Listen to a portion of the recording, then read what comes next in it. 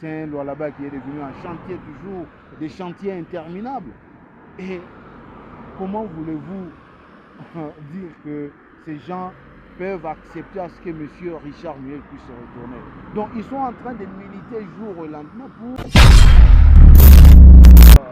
faire des choses, comme je l'ai dit, pour plaire à un camp X.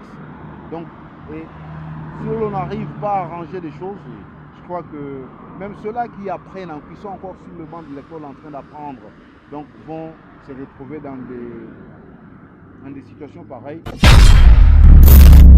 Dédommagé. Mais je pense que Vital Kamerhe, il a été toujours intelligent et lui-même l'avait dit, il l'avait dit, il connaissait ce qui s'est caché derrière ces dossiers. Et je crois qu'il va en tout cas faire des choses pour essayer de pousser la République à aller de l'avant. Profondeur TV, la télévision aux informations crédibles. Mesdames et messieurs, bienvenue. C'est un grand plaisir de vous retrouver de nouveau dans le cadre de cette émission, les détails sur Profondeur Télévision.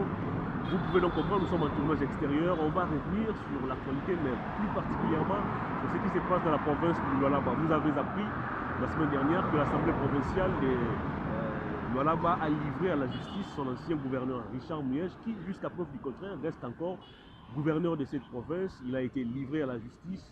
L'Assemblée provinciale a autorisé des poursuites judiciaires contre les gouverneurs Richard Muyej, suite aux révélations ou aux enquêtes menées par l'inspection générale des finances qui accable Richard Muyej et qui l'accuse comme auteur du détournement de plus de 300 millions de dollars. On va aussi revenir sur la composition du nouveau gouvernement, toujours dans cette province du Lualaba. Fifi Masuka, gouverneur, vice-gouverneur ou gouverneur AI, ça prête aussi à confusion, à nommer sa nouvelle équipe gouvernementale. On va essayer de revenir sur ça au cours de cette émission. Je reçois M. Ben Akili, un habitué d'ailleurs, pas de cette émission, mais disons quelqu'un avec qui on se connaît déjà depuis bien longtemps. Il est journaliste d'investigation, il nous vient de Toulouse, il est en séjour à Kinshasa et avec lui, on va essayer de passer en revue cette question. Bienvenue. Merci Hervé. Comment allez-vous? Bon, ça va. Ça va, on s'habitue très bien à Kinshasa, le temps va. Alors, vous êtes journaliste, actualité oblige, Vital Kamerhe venait d'être acquitté. Une décision qui a suscité beaucoup de polémiques, une décision qui a fait couler beaucoup d'encre et de salive. Vital Kamerhe est acquitté, c'est co-accusé également. Alors on se demande où sont partis l'argent détourné, l'argent pour lequel Vital Kamerhe a été accusé. On est parti d'abord de plus de 300 millions de dollars pour chuter à 57 millions de dollars. On ne connaîtra jamais la destination prise par cet argent. Bien avant l'acquittement de Vital, il y avait le DG de l'OVD, le DG de la Socon qui était aussi acquitté, Sami Jamal est acquitté. Bref, on se demande, est-ce que le procès 100 jours, c'était véritablement un procès ou une affaire judiciaire ou c'était des arrangements politiques? Hervé, sans pour autant se voiler la face, le procès 100 jours, c'était justement un règlement de comptes. Okay. Parce que de la manière où se déroulait ce procès, moi personnellement, j'avais vite compris que l'on voulait en tout cas mettre de côté Vital Kamerhe et également, en tout cas, chercher à mettre la main sur le président de la République pour la haute trahison. Parce que comme Vital Kamerhe était son directeur de cabinet, on devait normalement dire qu'il agissait sous les ordres du président de la République. Vous voyez que ce sont des politiques dans ce pays. Même le président lui-même l'avait reconnu. Lui faisait confiance à la justice. Il a dit, je pensais que la justice devrait en tout cas agir en toute la responsabilité. Mais ce qui s'est passé là, je n'arrive pas à comprendre. Et il avait même souhaité que je crois que Vital Kamerhe un jour va servir ce pays. Donc le voir aujourd'hui en homme libre, moi ça ne me surprend pas parce que vous allez vous souvenir avec moi qu'il a été condamné sur base d'une sanction, on a dit c'était un vol intellectuel. Exact. Bon, c'est vrai, je n'ai pas fait le droit, mais dans aucun document, on parle d'un vol intellectuel. Comment quelqu'un peut dire qu'il a volé, mais il n'y a pas de preuve. Parce que la justice l'a acquitté faute de preuves. Aujourd'hui, On ne peut pas s'en passer parce que c'est la justice qui l'a dit. Et nous, en tant qu'observateurs avertis, nous ne pouvons que suivre ce que la justice a dit. C'est vrai, il y a des gens qui se disent, mais l'argent de l'État qui a été détourné, où serait parti cet argent? Mais écoutez, lorsqu'on dit à quelqu'un que vous avez volé, mais il n'y a pas de preuve, mais que voulez-vous que l'on fasse? On arrive à comprendre que Vital Kamerhe était là comme un bouc émissaire pendant que l'on cherchait une autre tête dans ce pays pour aussi bouleverser la situation politique. Et Dieu merci, la situation a tourné au vinaigre et nous pensons que les choses vont se normaliser. Mais ce qui est un peu marrant, c'est que nous avons pris autant de jours, beaucoup de temps, à rester devant la télévision pour suivre ce procès 100 jours.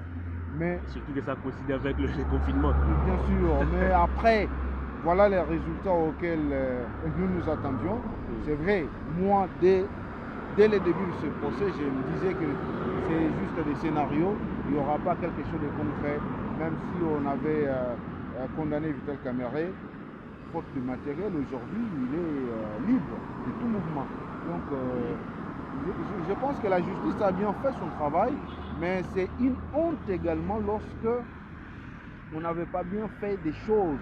Et on a dit que Vital Kamerhe serait bien sûr l'auteur intellectuel de ces détournements. Mais là, l'opinion comprendrait maintenant avec moi que nous devons être sérieux dans tout ce que nous faisons. Que ce soit au niveau de la justice, nous devons dire les bons droits et non faire des choses, agir sur base de sentiments pour plaire à tel ou tel autre camp.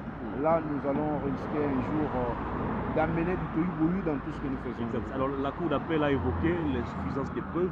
Mais alors, qu'est-ce qu'on a fait des enquêtes menées par l'inspection générale des finances? Parce que c'était sur base de ces rapports que la justice avait mis la main sur Vital Kamerhe. Les avocats de la République qui ont plaidé pour la condamnation de Vital Kamerhe, le ministère public, les tribunaux qui a condamné Kamerhe, s'était-il trompé ou c'est juste dans le cadre du règlement des comptes? Moi, jusqu'à preuve du contraire, c'était dans le cadre du règlement des comptes. Parce que la manière dont se déroulait ce procès, vous allez vous rappeler, le jour de la condamnation de Vital Kamerhe, lui-même l'a dit, peuple la messe est déjà dite. La messe a été déjà dite, et ouvrez l'œil. Ce n'est pas moi qui suis concerné, mais c'est le président de la République qui est visé. Donc c'était normal. Et ni était tout ce qu'on a connu juste après ces procès de 100 jours, après la condamnation de Kamerhe, même le président de la République devrait être poursuivi pour haute trahison. Exact. Mais heureusement, il y a des gens qui se sont en tout cas laissés repérer pour dire que non, ce procès était teinté de toute irrégularité et nous voulons à ce que le bon droit soit dit. Merci, parce que Vital Kamerhe est un homme libre.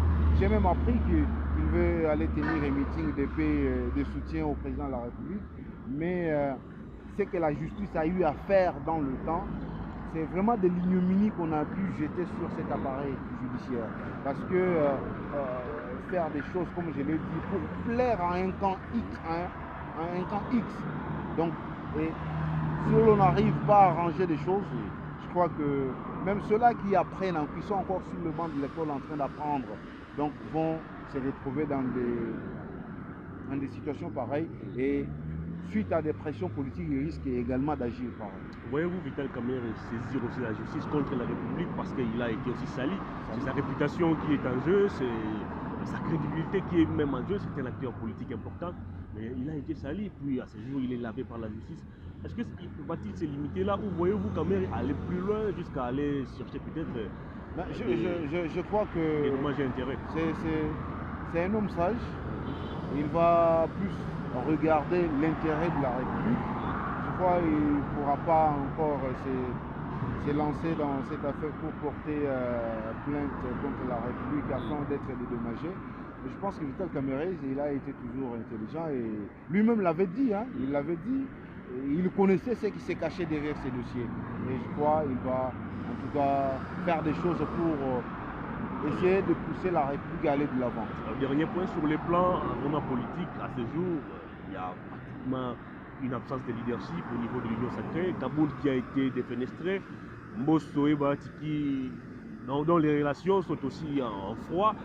Est-ce que l'acquittement de Vital Kamerhe, c'est une coïncidence politique? Vous pensez qu'à ce jour, Kamerhe, le président d'ailleurs l'avait déjà dit que c'était un homme correct, il va jouer un rôle important dans les jours qui viennent.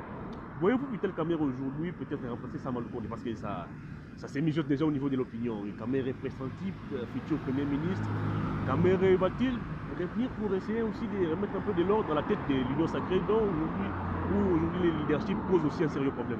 Je crois que, comme le président l'avait dit, c'est un homme intègre, un homme intelligent qui pourra nous aider dans ce pays pour occuper des hautes fonctions. Et je crois que c'est pas sorcier, ça peut arriver. Parce que Vital Kamerhe n'est pas une porte à côté quand même dans ce pays. Manque de leadership au sein de l'Union sacrée. Je crois que cette histoire, comme avant il y avait Cash, et dès le départ c'était l'UNC et l'UDPS, je crois qu'il va apporter sa pierre à l'édifice pour l'avancement de tout ce qu'il y a comme projet dans ce pays. Et il reste et demeure encore un acteur majeur aux côtés du président de la République. Très bien, on va cette fois-ci parler de la province du Lualaba. Quand même cette province, on n'arrive toujours pas à comprendre la situation qui aujourd'hui, ce qui se passe là-bas.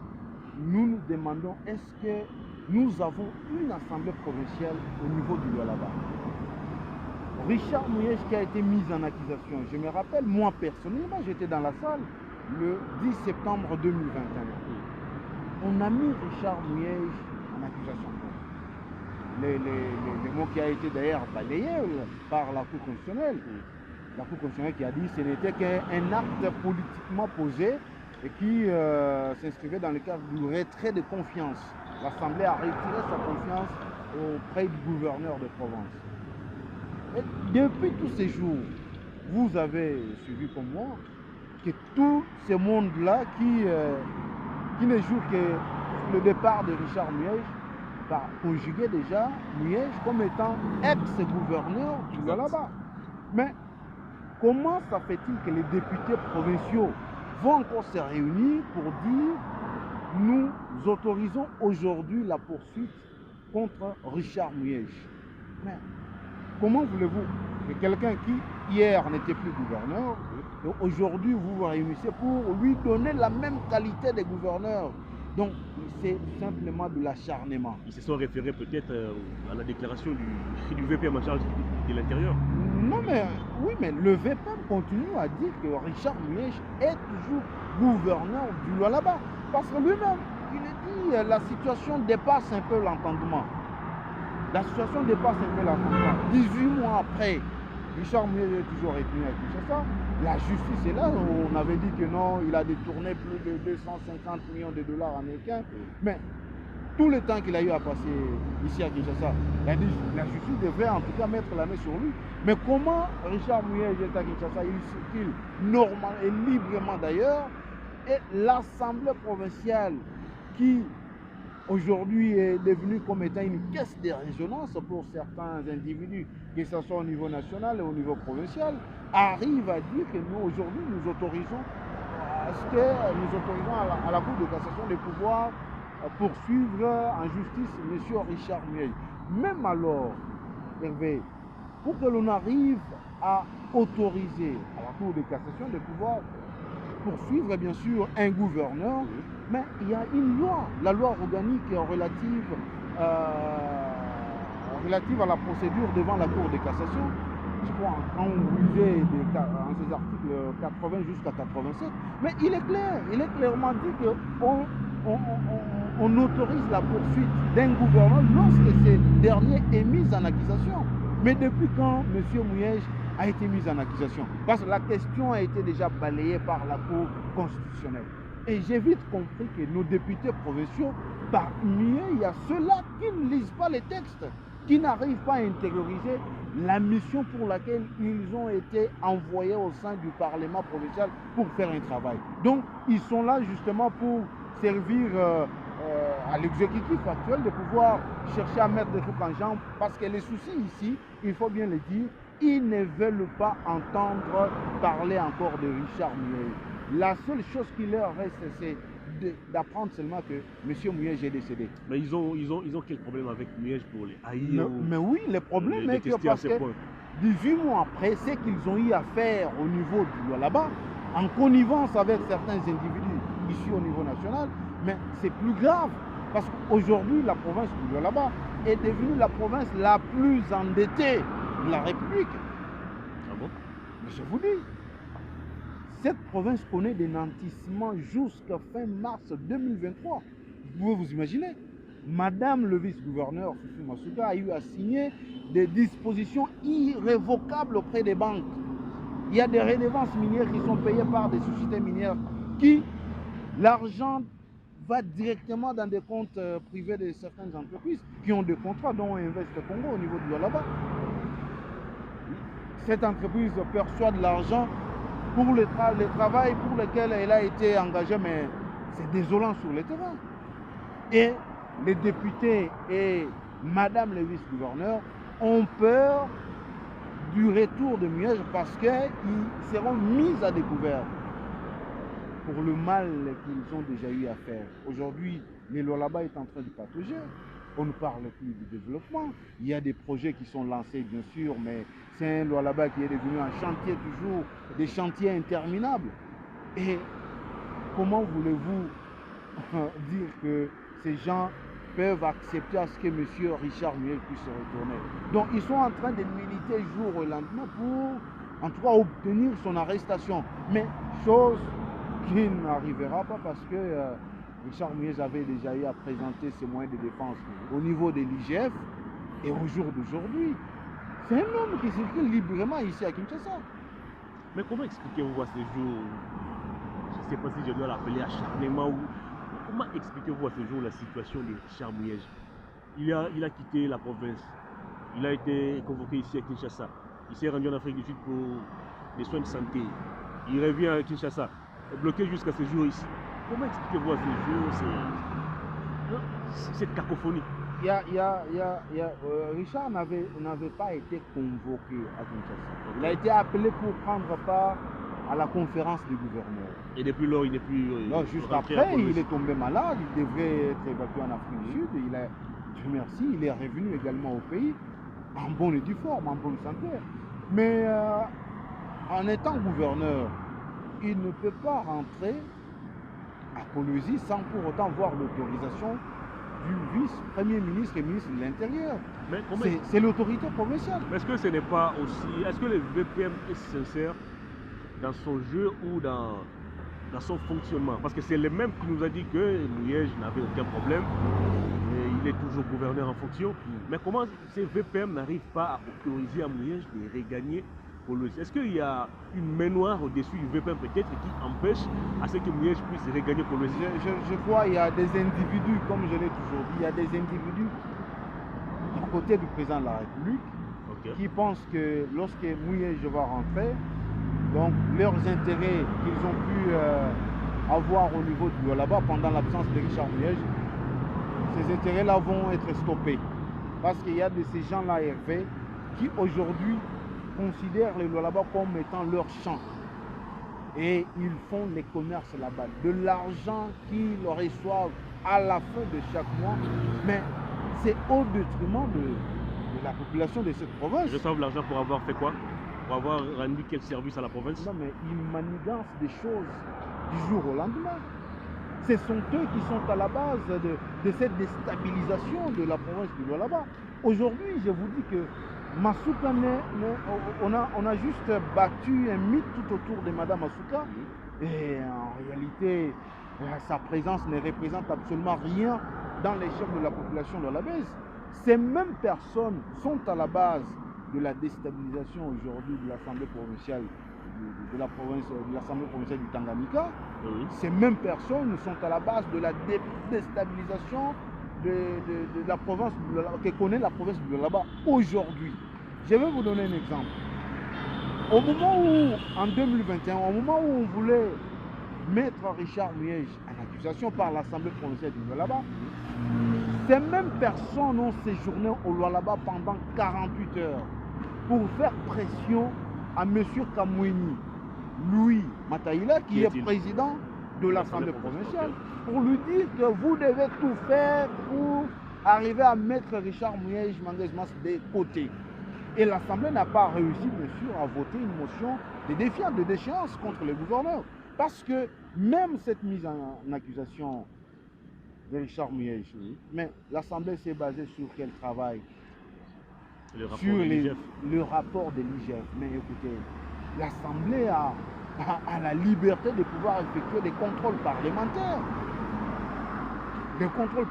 L'Assemblée n'a pas eu à faire cela. L'Assemblée s'est contente des observations qui ont été faites par l'IGF. Et ces mêmes personnes, quand Richard Muyej est arrivé à Kinshasa, mais on a appelé le président de l'Assemblée pour aller déposer plainte à la Cour de cassation contre Richard Muyej. Mais, et puis nous demandons si les gens ont eu à passer leur temps à l'école pour nous présenter aujourd'hui ce genre de spectacle. En tout cas, c'est désolant. Très bien, on arrive vers la fin de l'émission. Alors, la situation demeure confuse pendant ce temps. Masuka continue son bon nombre de chemins. Elle a nommé récemment sa nouvelle équipe gouvernementale. Jusqu'à preuve du contraire, je n'ai pas vu la notification je n'ai pas vu une notification qui dit que Masuka est désormais gouverneur. Elle est toujours vice-gouverneur. Est-ce que un vice-gouverneur a-t-il les prérogatives de nommer une équipe gouvernementale? Rien du tout, Hervé, rien du tout. C'est battu un mythe tout autour de Masuka. Donc, Masuka est utilisé pour faire mal à sa province. Elle nomme et elle remanie le gouvernement avec de nouvelles têtes qui y sont aujourd'hui. Ce gouvernement n'a jamais été investi par l'Assemblée provinciale. Et l'Assemblée, le gouvernement fonctionne bien sûr. Et l'Assemblée qui est venue également redonner la même qualité de gouverneur à M. Richard Muyej. C'est-à-dire que ce gouvernement-là est illégal, comme on l'a toujours dit. Aujourd'hui, Mme Masuka fait pression au président de l'Assemblée provinciale pour que certains qui étaient ministres dans le gouvernement de Muyej ne puissent pas regagner, ne puissent pas reprendre leur siège au sein de l'Assemblée provinciale. Mais je vous dis, il y a un ministre provincial, l'ancien ministre de Mines provincial, au niveau de Lualaba, qui a écrit auprès du bureau de l'Assemblée pour regagner son siège. Mais après qu'il soit notifié par le même bureau de l'Assemblée, on l'appelle pour lui dire non, vous devrez reprendre un peu les 15, il faut attendre que les députés puissent terminer parce qu'ils sont en travail dans des commissions, il faut attendre. Non, c'est par après qu'on a compris, on a pu envoyer des messages au président de l'Assemblée pour lui dire il ne faut pas permettre à ces gens-là de regagner leur siège auprès de l'Assemblée. Parce que Madame Masuka se sent en insécurité. Si ces gens vont reprendre le chemin de l'hémicycle, donc ce sera du lourd pour Masuka. Ces décisions sont prises au nom de quelle loi? Masuka a nommé son nouveau gouvernement au nom de quelle loi? Les députés sont interdits de reprendre les sièges de l'Assemblée provinciale au nom de quelle loi? Aujourd'hui, au niveau de Lualaba, donc il y a une politique de chercher à pouvoir écarter tous ceux-là qui sont comme les tenants, les leaders d'opinion au niveau de Lualaba. Madame Masuka veut devenir seule, chef, et ayant simplement des maillots faibles pour savoir comment les manipuler à tout le temps. Et se séparer de tout ce monde-là qui pèse au niveau de la province de Lualaba. Vous allez comprendre ici. Madame envoie des gens pour convaincre même à M. Richard Muyej de démissionner. Mais, écoutez, il y a une situation la situation actuelle au niveau de Lualaba n'est pas bonne. La situation qui prévaut actuellement au Lualaba n'est pas bonne. On a fait venir des chefs coutumiers du Kasaï au niveau de la province de Lualaba. Vous venez faire quoi?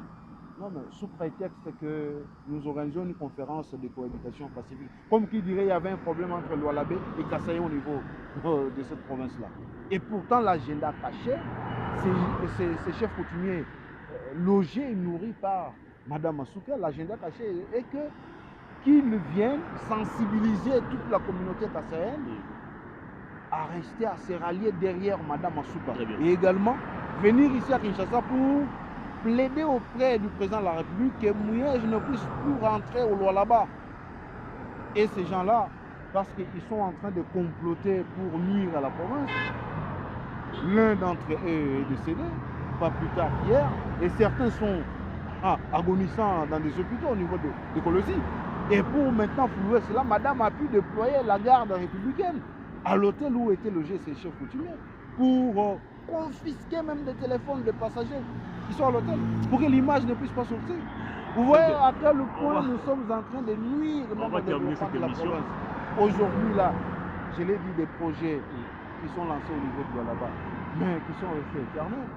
Madame, après la débâcle de l'autoroute, aujourd'hui, elle nous a lancé les travaux de l'échangeur, la construction de l'échangeur. Comme qui dirait, il y avait l'urgence à Colosie. Le palais présidentiel, ça évolue. Les palais présidentiels, c'est quoi l'urgence? Il y a aujourd'hui la construction du village des congrès. On se demande tout ça. C'est justement pour justifier les moyens qu'ils ont pu dilapider. Très bien, on va terminer cette émission. Alors, la toute dernière question. Cette situation, là-bas, perdure depuis pratiquement 2 ans. Que font les autorités ici à Kinshasa? Le président de la République, le Premier ministre, le VP major de l'Intérieur, le Sénat même. Que font toutes ces institutions? Oui, mais c'est un jeu politique. Il y a des gens qui ne veulent pas la présence de M. Richard Mouège. En quoi sa présence va-t-il gêner Oui, mais Richard Mouège n'est pas quand même une porte à côté dans ce pays. C'est quand même un ancien vice-ministre de l'Intérieur. Et avec tout ce qu'il a comme stratégie, tout ce qu'il a comme expérience, les gens pensent qu'il risque de voler leur vedette à côté du président de la République. Et surtout, il y a quelqu'un là qui induit aujourd'hui le président de la République, toujours en erreur. Il veut devenir le maître ou le seul chef au niveau du Grand Katanga. De qui s'agit-il? Il est connu de tous, quand je parle, il est connu de tous. Je ne veux pas seulement citer son nom. C'est un proche collaborateur du président de la République.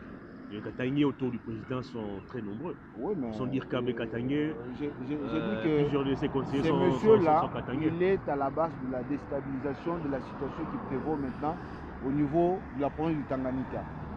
La situation du Lualaba, n'en parlons pas. Il veut devenir, comme à l'époque, le feu Takumba Mwanke, qui était à côté de Joseph Kabila. Et lui également veut devenir Très bien. le tout-puissant au niveau du Grand Katanga, à côté du président de la République. Alors on va terminer l'émission. Il induit en erreur en lui donnant des faux conseils pour l'amener à prendre certaines décisions. Mais il est en train de déranger l'électorat du président de la République pour 2023, dans cette province-là ou dans cette contrée du Grand Katanga. Et les réalisations de Massouka vont plaider en faveur du président. Massouka a fait quoi? Ça, il faut être franc. Massouka a fait quoi? Elle a construit la province, elle a doublé, disons, elle a augmenté les budgets de la province. Allez-y, je vous ai dit, la province de l'Abeille. Il y a des travaux qui sont lancés de part et d'autre. Mais c'est de n'importe quoi. C'est de n'importe quoi. En tout cas, nous devons avoir la honte, surtout les communicants de Mme Massouka. Ils doivent se taire. Parce que tout ce qu'ils brandissent comme projet, comme réalisation, mais il n'y a rien du tout. L'aéroport, c'est un projet de M. Richard Mouège. L'argent a été déjà décaissé et les travaux avancent normalement. Aujourd'hui, nous avons honte de voir que l'équipe de Mme Massouka présente ces projets-là comme étant les projets, en tout cas les projets qui a été initié, monté personnellement par Mme Massouka. Et c'est faux et archi faux. Nous avons vécu, nous vivons là-bas et nous connaissons toutes ces réalités. Aujourd'hui, la population locale n'est même pas desservie en eau potable. La régie des eaux n'est restée qu'avec un seul forage. Et les 4 autres sur les 5 ont cédé avec les travaux de minage de l'entreprise Comus. Mais madame, qu'a-t-elle fait?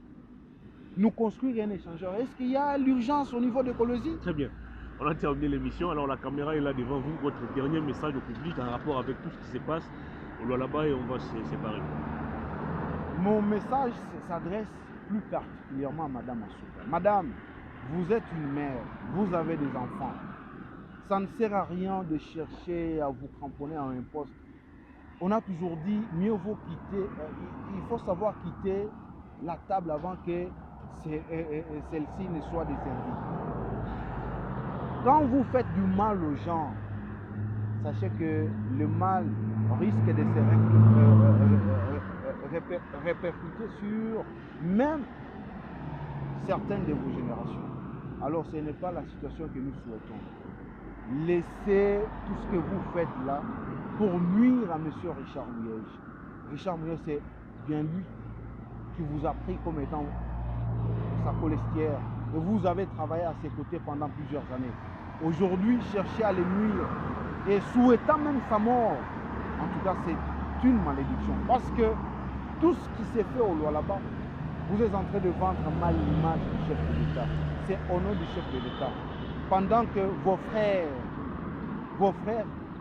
qui sont de cette province-là, vous les combattez jour et nuit. Je crois que vous devez réajuster vos tirs et demeurer chrétienne parce que vous vous appelez chrétienne, vous devez en tout cas rester une véritable chrétienne. Ben Atili, merci de votre disponibilité. Merci beaucoup à toi. Fin de cette émission, à toutes et à tous, merci de l'avoir suivi. Au revoir.